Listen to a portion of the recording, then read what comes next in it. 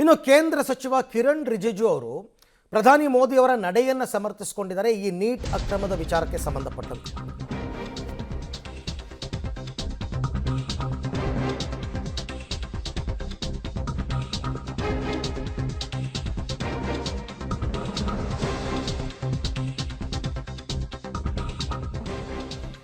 Neat ಪ್ರಶ್ನೆ ಪತ್ರಿಕೆ ಸೋರಿಕೆ ಪ್ರಕರಣದ ಬಗ್ಗೆ ಕೇಂದ್ರ ಸಚಿವ ಕಿರಣ್ ರಿಜಿಜು ಅವರು ಹೇಳಿಕೆ ಕೊಡ್ತಾರೆ.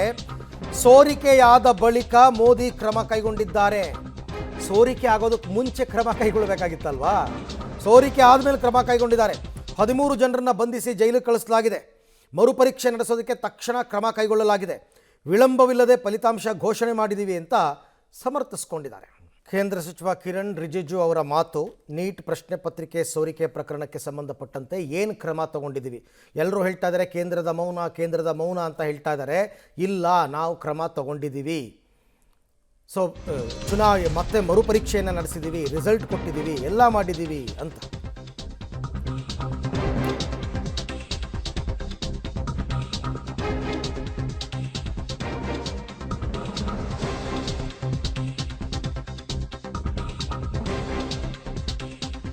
ನಿನ್ನೆ ದೆಹಲಿಯಲ್ಲಿ ಕಾಕ್ರೋಚ್ ಪಾರ್ಟಿ ದಂಗೆ ಸಂಘರ್ಷದ ವೇಳೆ 50 ಸಿಜೆಪಿ ಕಾರ್ಯಕರ್ತರಿಗೆ ಗಾಯ ಆಗಿದೆ.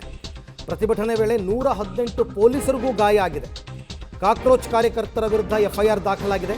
ದೆಹಲಿ ಪೊಲೀಸರು ಒಟ್ಟು 5 ಎಫ್ಐಆರ್ ದಾಖಲು ಮಾಡಿದ್ದಾರೆ. ಸಂಸತ್ ಮುತ್ತಿಗೆಗೆ ಮುಂದಾಗಿದ್ದರು ಸಿಜೆಪಿ ಕಾರ್ಯಕರ್ತರು. ಸಂಘರ್ಷದ ವೇಳೆ ಹಲವು ವಾಹನಗಳು ಜಖಮಾಗಿವೆ.